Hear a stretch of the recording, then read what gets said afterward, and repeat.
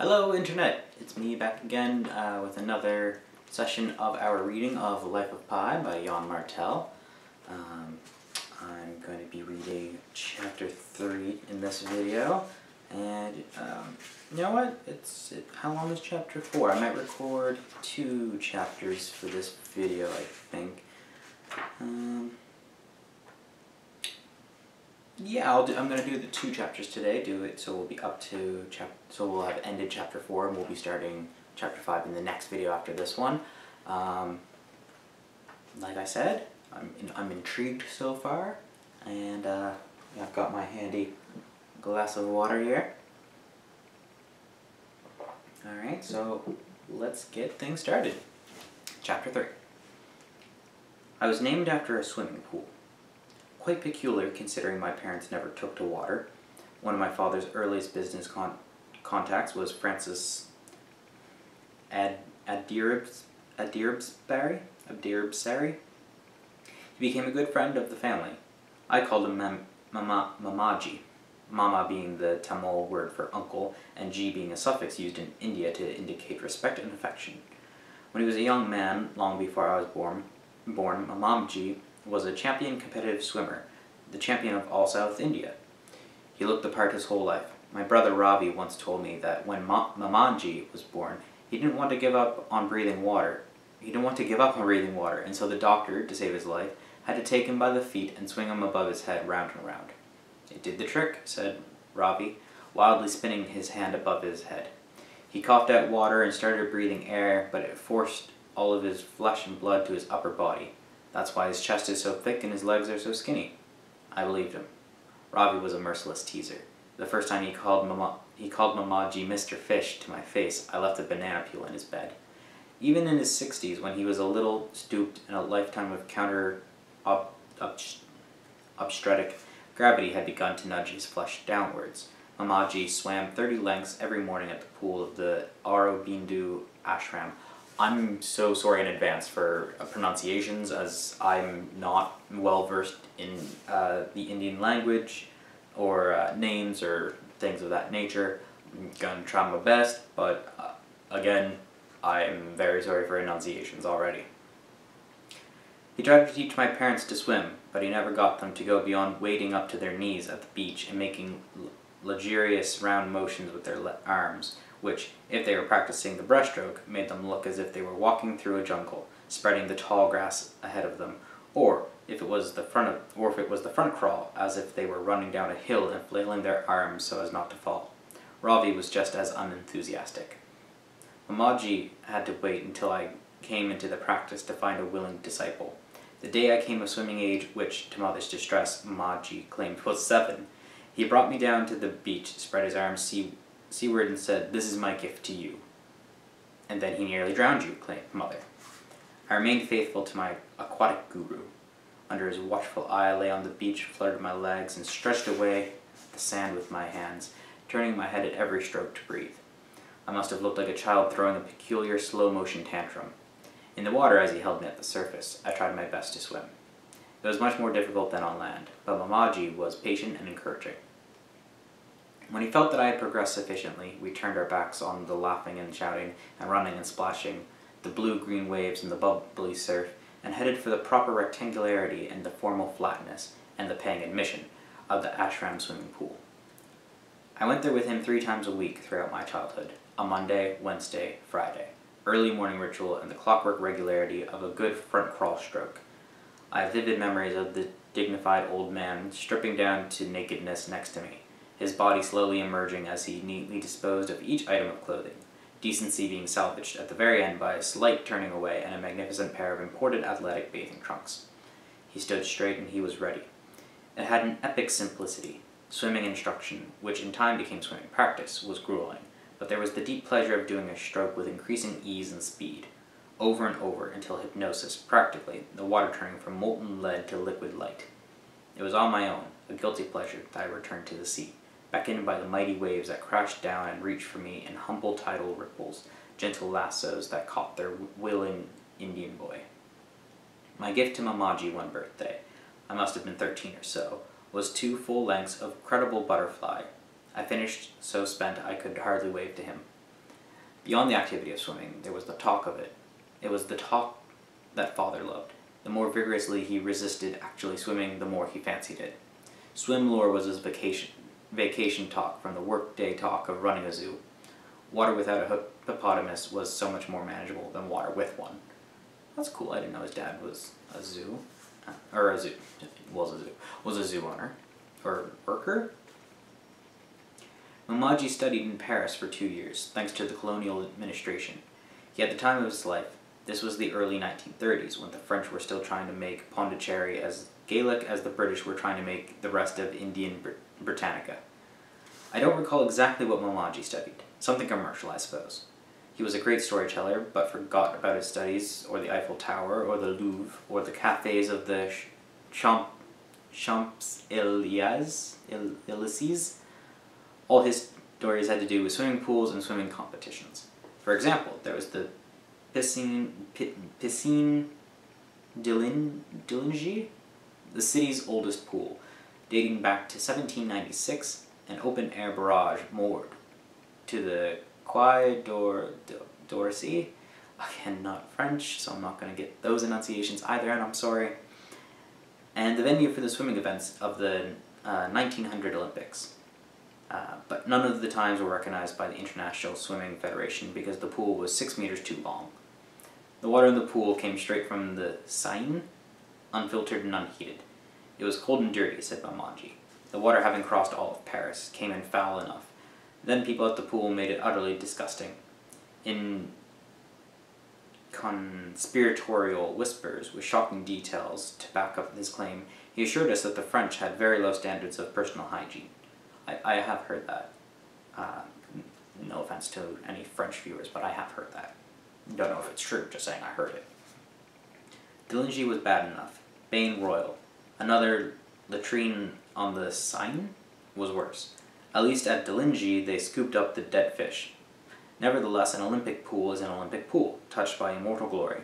Though it was a cesspool, Mamaji spoke of Delaine with a fond smile. One was better off at the Piscine Chateau Landon, Rouvet, or du Boulevard de la Gare. They were indoor pools with roofs, on land and open year-round. Their water was supplied by the consideration from steam engines from nearby factories, and so was cleaner and warmer. But these pools were still a bit dingy and tended to be crowded. There was so much gob and spit floating in the water, I thought I was swimming through jellyfish, chuckled Mamaji. Ew, that's a great description, but ugh. The piscines Herbert's, Ledru, Rollin, and Bout aux Calais were bright, modern, spacious pools, fed by artisan wells. They set the standard for excellence in municipal swimming pools. There was the Piscine de Tourles, of course, the city's other great Olympic pool, inaugurated during the Second Paris Games of 1924, and there were still others, many of them. But no swimming pool in Mamaji's eyes matched the glory of the Piscine Molitor. Molitor? It was the crowning aquatic glory of Paris, indeed the entire civilized world. It was a pool the gods would have delighted to swim in. Molitor had the best competitive swimming clubs in Paris. There were 2 pools, an indoor and an outdoor. Both were as big as small oceans. The indoor pool always had 2 lanes reserved for swimmers who wanted to do legs. The water was so clean and clear you could have used it to make your morning coffee. Wooden changing cabins, blue and white, surrounded the pool on 2 floors. You could look down and see everyone and everything. The porters, who marked your cabin door with chalk to show it was occupied, were limping old men, friendly in an ill-tempered way.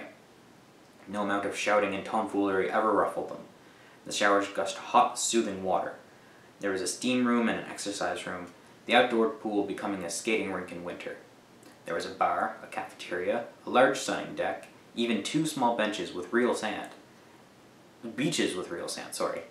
Every bit of tile, brass, and wooden gleamed.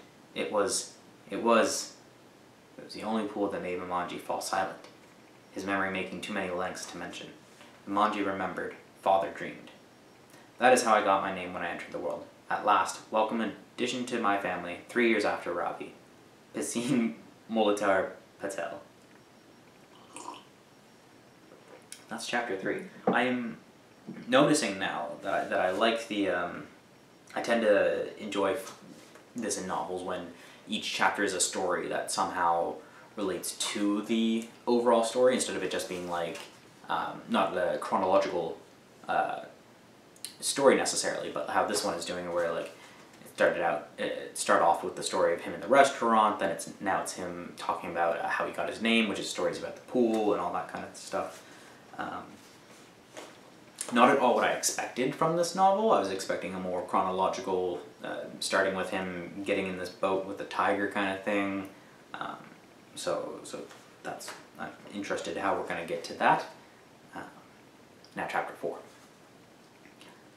Our good old nation was just 7 years old as a republic when it became bigger by a small territory. Pondicherry entered the Union of India in November 1st, 1954. One civic achievement called for another. A portion of the grounds of the Pondicherry Botanical Garden was made available rent-free for an exciting business opportunity, and lo and behold, India had a brand new zoo, designed and run according to the most modern biologically sound principles. It was a huge zoo spread over numberless acres, big enough to require a train to explore it, though it seemed to get smaller as I grew older, train included. Now it's so small it fits in my head. You might imagine a hot and humid place bathed in sunshine and bright colors. The riot of flowers is incessant. There are trees, shrubs, and climbing plants in profusion. Papules, gulmohurs, flames of the forest, red silk cottons, jacandandas, mangoes, jackfruits, and many others that would remain unknown to you if they didn't have neat labels at their feet. There are benches. On these benches you see men sleeping, stretched out, or couples sitting, young couples, who steal glances at each other shyly, and whose hands flutter in the air, happening to touch. Suddenly, amidst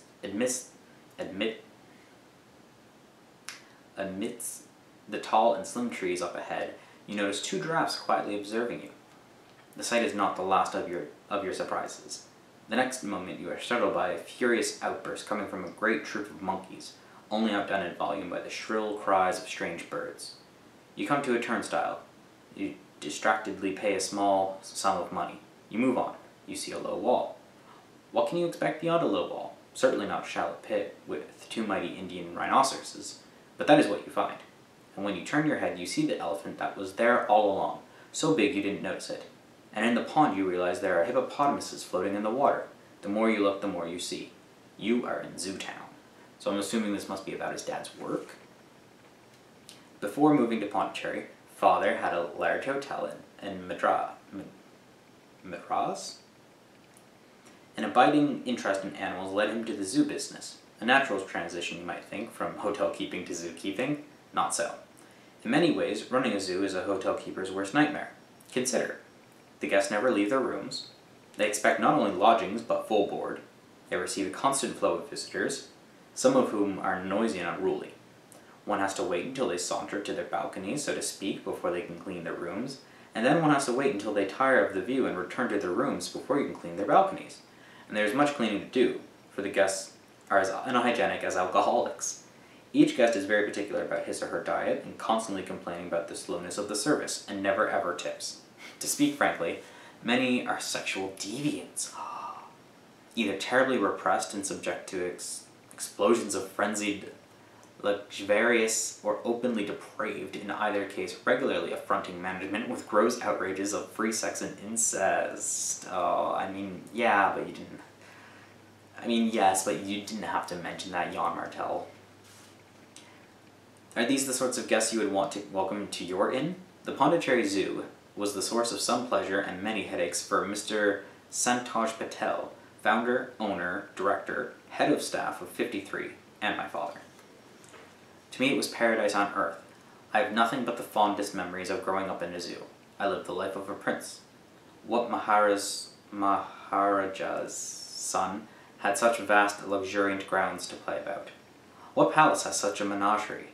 My alarm clock during my childhood was a pride of lions. Oh, that would be cool to wake up to literally lions like outside your window or something like that. That'd be neat. They were no Swiss clocks, but the lions could be counted upon to roar their heads off between 5:30 and 6 every morning.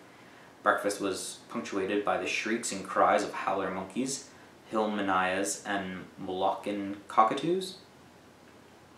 I left for school under the benevolent gaze not only of mother, but also bright-eyed otters and burly American bison and stretching and yawning orangutans. I looked up as I ran under some trees, otherwise peafowl might excrete on me. Oh, that's true. That's a downside.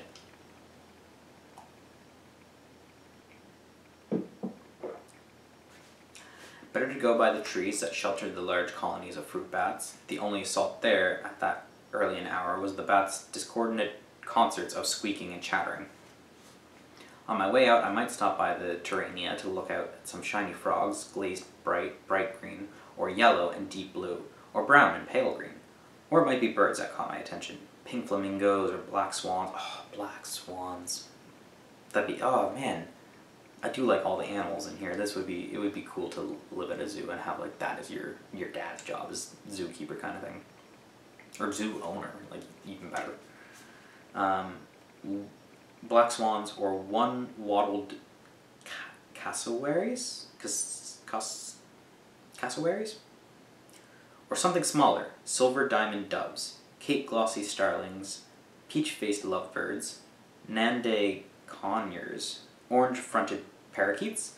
Not likely that the elephants, the seals, the big cats, or the bears would be up and doing, but the baboons, the maquis, the mangabes, the gibbons, the deer, the tapirs, the llamas, the giraffes, the mongoose were early risers.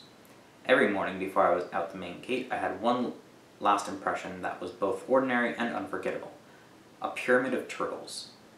The iridescent snout of a mandrill, the stately silence of a giraffe, the obese yellow open mouth of a hippo, the beak and claw climbing of a macaw parrot up a wire fence, the greeting claps of a shoebill's bill, the senile, lecherous expressions of a camel, and all these riches were had quickly as I hurried to school.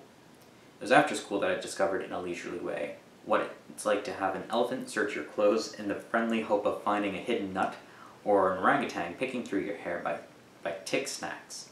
4 tick snacks. Its wheeze of disappointment at what an empty pantry your head is. I wish I could convey the perfection of a seal slipping into water, or a spider monkey swinging from point to point, or a lion merely turning its head. But language founders in such seas. Better to picture it in your head if you want to feel it. Oh, okay. I mean, that makes sense for an author to say, it's better for you to picture in my head, because then you're doing most of the work. Very smart. In zoos, as in nature, the best time to visit are sunrises and sunset. That is when most animals come to life. They stir and leave their shelters and tiptoe to the water's edge. They show their raments. They sing their songs. They turn to each other and perform their rites. The reward for the watching eye and the listening ear is great. I spent more hours than I can count a quiet witness to the highly mannered, manifold expressions of life that grace our planet. It is something so bright, loud, weird, and delicate as to stupefy the senses. I'm gonna say it right now. Jan Martel is doing really interesting stuff with languages in just these opening chapters. Like, he's doing the alliteration really well, just the metaphors, the descriptions of how things move, and the colors and everything. He's I'm really impressed. I've heard nearly as much nonsense about zoos as I have about God and religion. Well-meaning but misinformed people think animals in the wild are happy because they are free. These people usually have a large, handsome predator in mind, a lion or a cheetah. The life of an aardvark is rarely exalted. They imagine this wild animal roaming about the savannah on digestive walks after eating a prey that accepted its long, pious, or going for calisthenic runs to stay slim after overindulging. They imagine this animal overseeing its offspring proudly and tenderly, the whole family watching the setting of the sun from the limbs of trees with a sigh of pleasure. The life of the wild animal is simple, noble, and meaningful. They imagine that it is captured by wicked men and thrown into tiny jails. Its happiness is dashed. It yearns mightily for freedom, and does all it can to escape. Being denied its freedom for too long, the animal becomes a shadow of itself, its spirit broken. So some people imagine. This is not the way it is. I guess that's true, yeah, we do tend to imagine animals as better off in the wild than in captivity and kind of thing. I suppose does make sense for the character to want to kind of try and defend that where his dad owns a zoo here. Animals in the wild lead lives of compulsion and necessity within an unforgiving social hierarchy, in an environment where the supply of fear is high and the supply of food low, and where territory must constantly be defended and parasites forever endured. What is the meaning of freedom in such a context? Animals in the wild are, in practice, free neither in space nor in time, nor in their personal relations. Theory, that is, as a simple physical possibility, an animal could pick up and go, floating all the social conventions and boundaries proper to its species. But such an event is less likely to happen than for a member of our own species, say a shopkeeper with all the usual ties, to family, to friends, to society, to drop everything and walk away from his life, with only the spare change in his pockets and the clothes on his frame. If a man, boldest and most intelligent of creatures, won't wander from place to place, a stranger to all, beholden to none, why would an animal, which is by temperament far more conservative? I guess, yeah. For that is what animals are, conservative. One might even say reactionary. The smallest changes can upset them. They want things to be just so, day after day, month after month. Surprises are highly disagreeable to them. You see this in their spatial relations. An animal inhabits its space, whether in a zoo or in the wild, in the same way chess pieces move about a chessboard, significantly. There is no more happenstance, no more freedom involved in the whereabouts of a lizard or a bear or a deer than in the location of a knight on a chessboard. Both speak of pattern and purpose. In the wild, animals stick to the same path for the same pressing reasons, season after season. In a zoo, if an animal is not in its normal place, in its regular posture, at the usual hour, it means something. It may mean the reflection of nothing more than a minor change in its environment. A coiled hose left out by a keeper has made a menacing impression. A puddle has formed that bothers the animal. A ladder is making a shadow, but it could mean something more.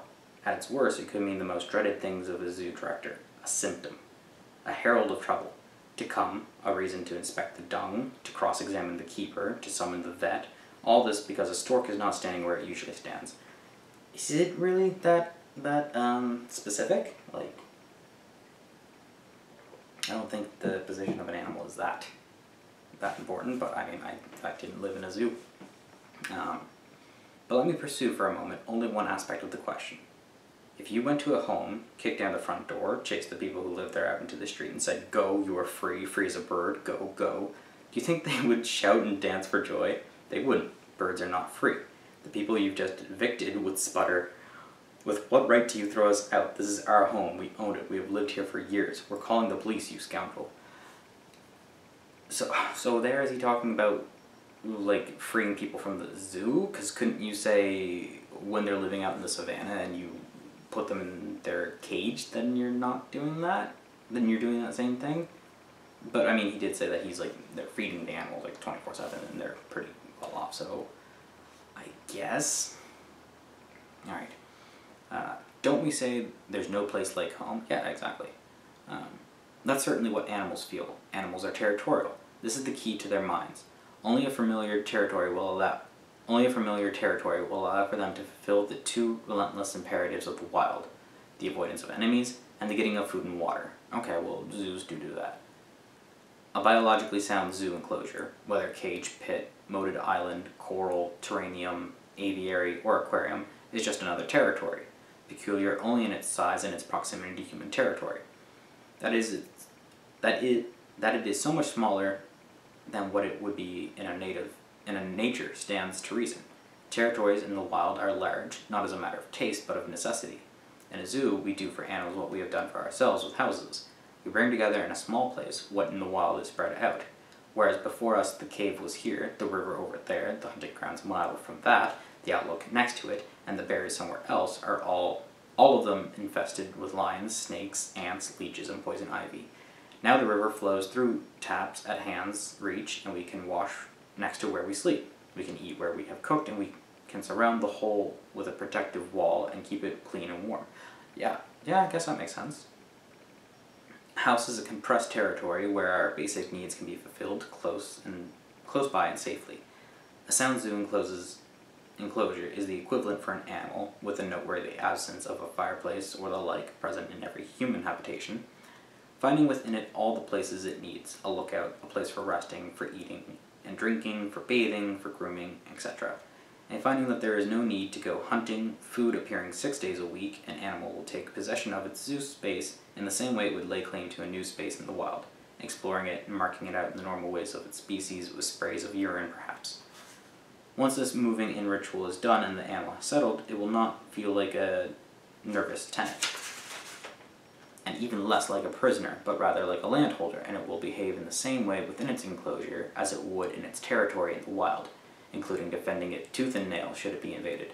I guess all that makes sense, yeah. Like, you know, it's like us moving, like, we don't think as soon as we move out of our parents' place that we're in this, like, new, scary place. We're like, no, this is our place. So, I guess that makes sense for animals. And I mean, like, animals travel all the time, so it would make sense. It'd just be like moving to a new, you know, home in the wild. But here it's a lot easier, because, like you said, everything's close. Such an enclosure is subjectively neither better nor worse for an animal than its condition in the wild, so long as it fulfills the animal's needs. A territory, natural or constructed, simply is, without judgment, a given, like the spots on a leopard. One might even argue that if an animal could choose with intelligence, it would opt for living in a zoo, since the major differences between a zoo and the wild is the absence of parasites and the enemies and the abundance of food in the first, and their respective abundance and scarcity in the second. Think about it yourself. Would you rather be put up in the Ritz with free room service and unlimited access to a doctor, or be homeless without a soul to care for you? I'm picking the Ritz. I'm picking the Ritz. But animals are incapable of such discernment. Within the limits of their nature, they make do with what they have. A good zoo is a place of carefully worked out coincidence, exactly where an animal says to us, stay out, with its urine or other secretion. We say to it, stay in, with our barriers. Under such conditions of diplomatic peace, all animals are content, and we can relax and have a good look at each other. In the literature can be found legions of examples of animals that could escape but did not, or did and returned. There's the case of the chimpanzee whose cage door was left unlocked and had swung open. Increasingly anxious, the chimp began to shriek and slammed the door shut repeatedly, with a deafening clang each time, until the keeper, notified by a visitor, hurried over to remedy the situation. A herd of roe deer in a European zoo stepped out of their corral when the gate was left open. Frightened by visitors, the deers bolted for the nearby forest, which had its own herd of wild roe deer and could support more. Nonetheless, the zoo roe deer quickly returned to their corral. In another zoo, a worker was walking to his worksite at an early hour, carrying planks of wood, when to his horror, a bear emerged from the morning mist, heading straight for him at a confident pace. Could you imagine? You're coming into work and just suddenly a bear is like coming at you, like strutting at you. Ugh. It would not go well with me. The man dropped the planks and ran for his life. The zoo staff immediately started searching for the escaped bear. They found it back in its enclosure, having climbed down into its pit the way it had climbed out, by the way of a tree that had fallen over. It was thought that the noise of the planks of wood falling to the ground had frightened it. But I don't insist. I don't mean to defend zoos. Close them all down if you want, and let us hope that the wildlife remains can survive in what is left of the natural world. I know zoos are no longer in people's good graces. Religion faces the same problem. Certain illusions about freedom plague them both. The Pondicherry Zoo doesn't exist anymore. Its pits are filled in, the cages torn down. I explore it now in the only place left for it, in my memory. And that's the end of that chapter. Chapter 4. So yeah, we will end that there. I'm really liking this book more than I thought I would. I mean, it's doing a lot of different things already, and I'm only 4 chapters in. It's giving you all kinds of the main character's personality. It's giving you life stories about the character and what things mean to him. It's showing you his analytical side. It's showing you his interest in both his zoology and his religion fields, which is in all not really in a forced way, because it's just telling you about the character's history. Again, I'm waiting for a tiger and a boat to show up at some point, but that hasn't happened yet, so and I'm like 4 chapters in, and the main thing known about the book to me hasn't happened yet, so I'm waiting for that to happen. Alright, I will see you on the next video. Be sure to like, comment, and subscribe.